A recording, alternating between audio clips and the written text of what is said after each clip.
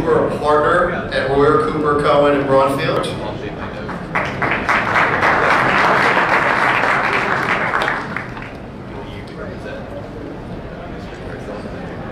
Good afternoon, everybody. It's great to be here this afternoon, and nice turnout on a difficult day with the weather, but hopefully that will clear up. My name is Neil Cooper. I'm a founding partner of Royer Cooper Cohen Braunfeld. We're a new law firm started in June of this year. We are attorneys who think and act like entrepreneurs and business people. We have varied backgrounds as practitioners in large firms, founders of boutique firms, general counsels of technology companies, and entrepreneurs. And we leverage our business acumen for the benefit of our clients, who include emerging growth, middle market, and public companies, and their investors and executives. We're delighted that Steve Case is joining us today, as well as Matt O'Donnell, weekday morning anchor of 6 ABC Action News. Steve Case, who likely needs no introduction, is chairman and CEO of Revolution LLC and co-founder of America Online. Steve is one of America's best known and most accomplished entrepreneurs and philanthropists, and he's a pioneer in making the internet part of everyday life. Steve co-founded America Online, or AOL, in 1985 when the internet was in its infancy. Under Steve's leadership, AOL became the world's largest and most valued internet company, and helped drive the worldwide adoption of a medium that has transformed business and society. As most of you probably know, Steve negotiated what remains the largest merger in business history, bringing together AOL and Time Warner in a transaction that gave AOL shareholders a majority stake in the combined company.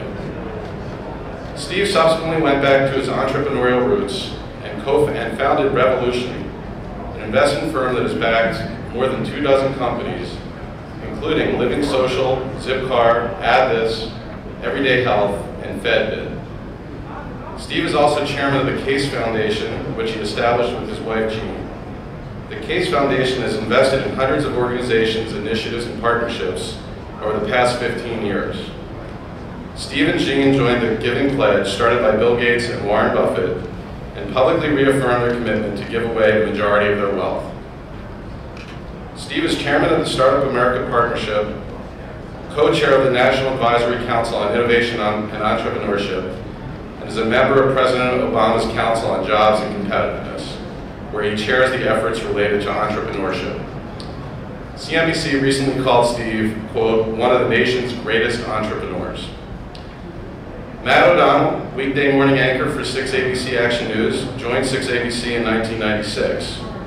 Since his first day with 6 ABC, Matt estimates that he has covered a news story in more than 95% of the many cities, towns, villages, and boroughs that comprise the tri-state area. He has also filed stories for broadcasts from across the country and the world, with his first interview while he was still in college with then Senator Joe Biden. He has served as a morning anchor for Action News Morning since September of 2004.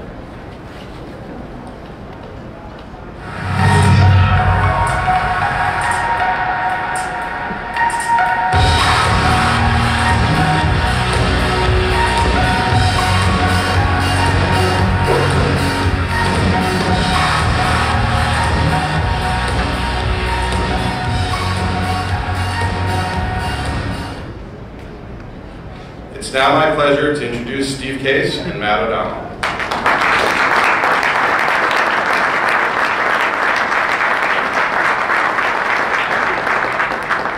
Thank you very much. I don't know if we're on yet.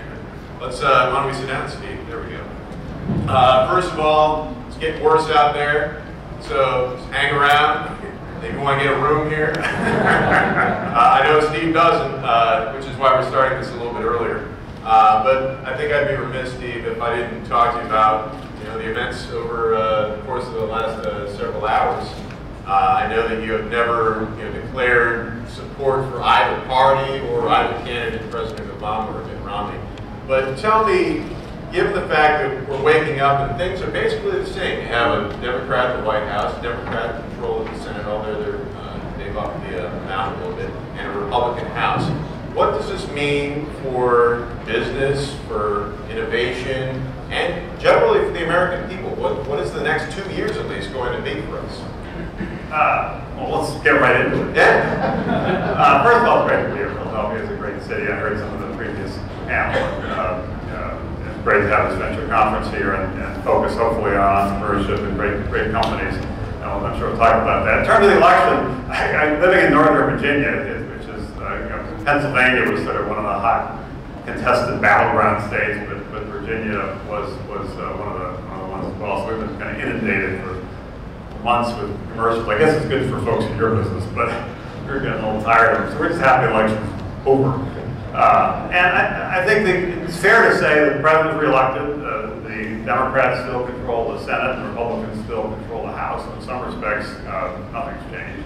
But hopefully, in the next few months, we will see there is some change. And I particularly hope, and some think I'm just overly optimistic, but maybe that's what entrepreneurs have the nature to be optimistic, is that now that the election is over, that people from both sides will come together in a pragmatic, collaborative way, in a bipartisan way, and get stuff done. Because there are real concerns around the fiscal cliff and the deficit, and real concerns around some of the entrepreneurship policy that I've focused on, and real concerns around immigration policy. There's some big issues that we need to deal with. And I think they actually have kind of been put on the shelf, kind of put on hold for probably a year, maybe some would argue longer than that, just waiting to see how the election played out. And so there's an opportunity now for people to say, okay, you like the result or didn't like the result, it's now done.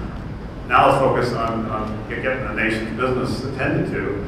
And the only way to do that is if you're collaborative and try to find some compromise in the center on some of these complicated issues. I was pleased that the President, his speech last night signaled a desire for bipartisanship. I thought that Romney, in his speech, did a great job of signaling the need for that as well. It's time to move on. It's time to move forward. So hopefully, even though technically the structure of government in terms of which parties in power and which branch of government hasn't changed, now that the election's over, that people will recognize, I think, the overwhelming sense of the voters, whether they voted, which irrespective of who they voted for, was really frustrated with government. We're frustrated that things have gotten so partisan, and we expect the people that we elect to go to Washington and get stuff done and deal with these important issues in a bipartisan way. So hopefully that will now happen.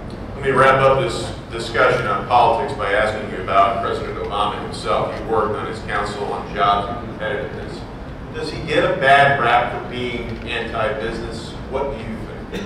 Yeah, I think it's a little bit of a bad rap. I think the Jobs Council put in place, Jeff Immelt, by the way, the CEO of GE, chairs it, he's a Republican. So it was a bipartisan group, which I respect the President for putting something in place to focus on jobs and get people with differing perspectives to kind of try to offer their ideas. And the piece I was particularly focused on was entrepreneurship. And all I can say is the time with the time I spent with him and his team, they do understand the importance of entrepreneurship, and they really did help champion this. The one piece of legislation of some substance that got done this year, despite it being an election year, was an entrepreneurship bill called the Jobs Act, Jumpstarting Our Business Startups, and it basically legalized crowdfunding. They'll make it a lot easier for entrepreneurs to raise initial kind of startup capital, particularly in places that are underserved by traditional venture capital, which is most of the country. It also created an on-ramp for IPOs, so emerging growth companies, they could look at that option again. So it basically was deregulating some of the securities regulation to make it a little easier for entrepreneurs to either the startup phase or the speed-up phase. That wouldn't happen without the President of the White House coming out and supporting it. It also wouldn't happen, I'm quick to add, without Republicans, particularly Eric Cantor, who's the majority leader, supporting it. And that's why it passed the House and Senate with about 80% Republicans and Democrats voting for it, signed by the President. So I do think there's a recognition that you got to focus on the economy, there's recognition you got to focus on jobs. You're going to focus on jobs. There's a growing recognition in Washington that the place to focus is entrepreneurship. Young, high-growth companies are the major job creators. The Kauffman Foundation, which does great research on this, their data says the last 3 decades, 40 million jobs have been created by young, high-growth companies. And based on their analysis, it accounts for all the net job creation in the nation. So if you want to create some jobs, get 8% unemployment down or 2% growth up. The place focuses on not just business in general, but specifically entrepreneurship, specifically these high growth companies. And I think there is a growing understanding of that, and with Republicans and Democrats. So hopefully, this Jobs Act getting passed and signed by the president, particularly in election year, is great. There's another bill introduced in a bipartisan fashion, both the Senate and the House, called the Startup Act 2.0, which is very important. It deals with a number of big issues, including the issue of high-skilled immigration. It's crazy that we're doing a great job of attracting some of the best and brightest entrepreneurs and engineers to our country to get PhDs and masters at great universities. About half of the people getting PhDs and masters now are from other countries. I think that's great. What's not great is once we give them these great educations, for the most part we kick them out of the country, force them to go back to their country, and what do? They start companies there that compete with companies here. It's really insane. Everybody realized that both the president and Mitt Romney in one of the debates talked about the need to staple a green card to these diplomas, but it's been caught up in this broader debate around immigration, which is a complicated debate. But one way or another, we need to make sure we win the battle for talent. Because as everybody knows, building entrepreneurial companies or building entrepreneurial communities or building entrepreneurial nations, it really, the cornerstone of that is people, is talent. And we have been a successful entrepreneurial nation because of our ability to attract immigrants who want to kind of take a stand here and play a role here. We are, as you heard with the story of America, and obviously tied in with Philadelphia. The story of America is also the story of entrepreneurs who actually built the companies and built the industries and built the economy that now is the reason for the leading economy in the world. So we got to go back to focus on entrepreneurship, and some of that is making sure we've got the right policies in place at the federal level, and then making sure we've got the right entrepreneurial ecosystems at more of a regional level. I think I might know what one of your favorite words is. I'm going to throw it at you. You tell me, right or wrong. Disrupt.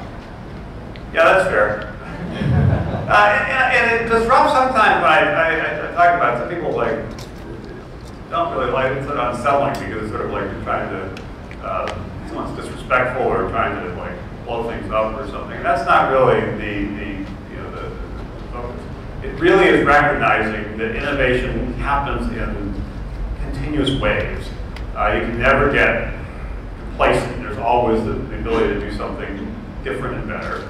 And that our economic growth and vitality, job creation, comes from leading the charge. And obviously I benefited from it, and to some degree helped drive this whole internet phenomenon, which over the last 50 years has been a major source of innovation for the country and the world really, but it was centered, particularly the first couple of decades in the United States, and the United States benefited from that. So disrupting the status quo and trying to give people better products, better services, give them more choice, give them more control, give them more convenience in important aspects of their lives is important. It's fun as entrepreneurs to do it, but also is critical in terms of our remaining competitive as a nation. And I think it's an interesting time because there are I saw some of the breakout sessions scheduled tomorrow on healthcare and education and so forth. I think that's terrific. I think these are the next big industries that are going to be disrupted. Well, let me ask you this. Which is your favorite disruptor right now? It can be a company that you're investing in right now, Revolution.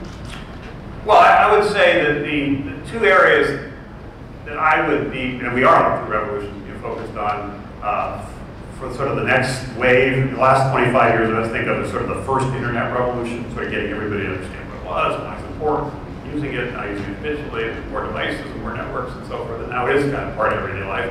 25 years ago, we got started, only 3% of people were online, and they were online an average an hour a week. And we dialed in. And you dialed in, which, some people, remember that noise of that, expense of that. To me, those are the good old days. I love those screeching modem sounds. That's awesome. But it took a while. Part of it took a while. You'll remember this, is that you go to a computer store, the peripheral section, to get a modem. It was basically saying the modem, services, communications, the internet, is peripheral to the computing experience. The main computing experience was about the computer and word processing and spreadsheets and so forth. And that was the view for the the 80s and a bit of the the 90s. Eventually it broke through, and now of course you can't buy any device without communication. But it took us like 5 years to convince PC manufacturers to bundle modems. So it takes a while. So anyway, that's the first internet revolution, was getting everybody connected.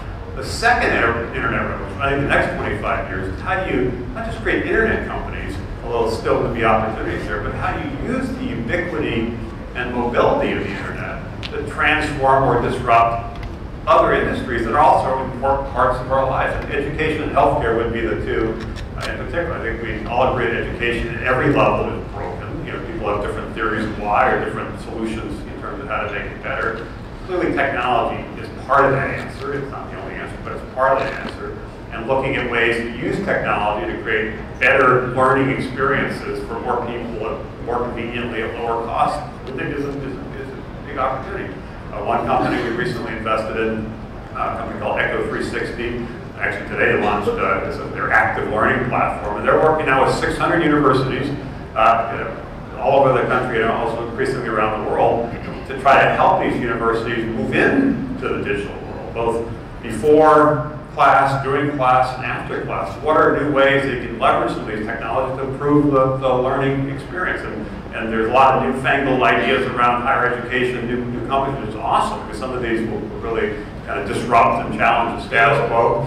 If you don't mind me interjecting, is there, so you have Amazon, attacking Best Buy, Greg and everything, so the brick and mortars are in trouble. Do you see companies in the future making what we know as a university something that could become extinct one day, the bricks and mortar? Yeah, well, there's two theories of the case. It's laid out. There is one theory of the case that basically is that says that there are a bunch of companies that have been funded, Udacity and Coursera and a bunch of others that basically are saying that we aren't going to be kind of the university in the cloud, and you won't need traditional learning, you won't need physical campus, you won't need buildings, you won't need classrooms, we'll do this all online. There's a lot of interest and excitement, a lot of people are trying different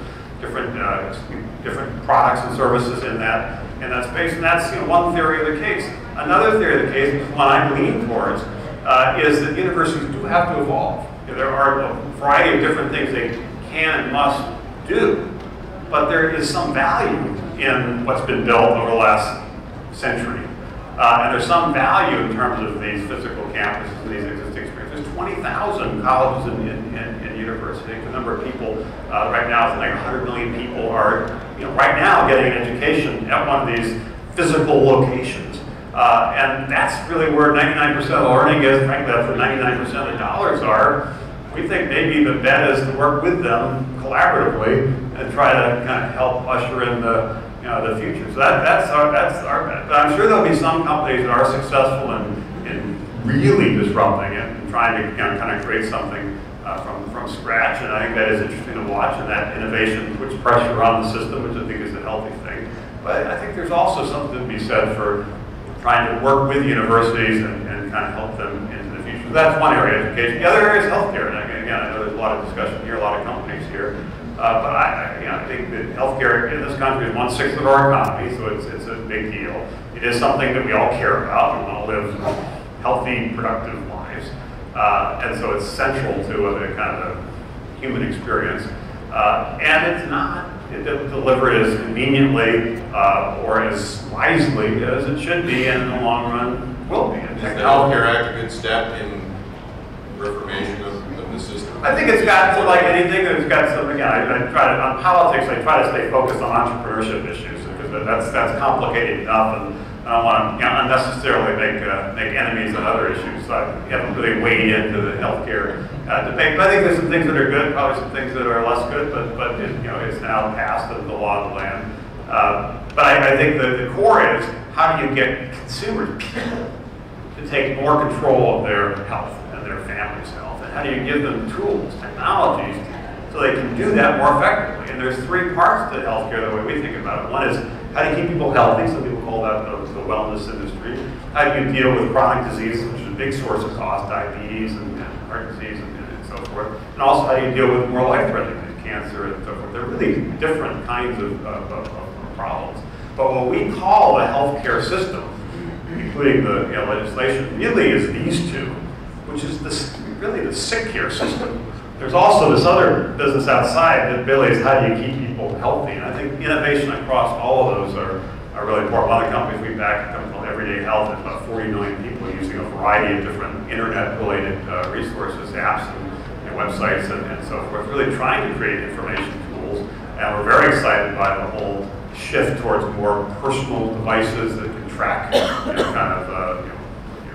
what you're walking or what you're eating or what have you, because those things really do help inform people's decisions, and I think a lot of people will make different decisions if they have more of a personal kind of a connection. Just as like if you're driving down the street in Philadelphia or anywhere, and you're going a little fast, and you see one of those little blinking speed limit signs, you're going 38, and it's 25 miles an hour, you slow down.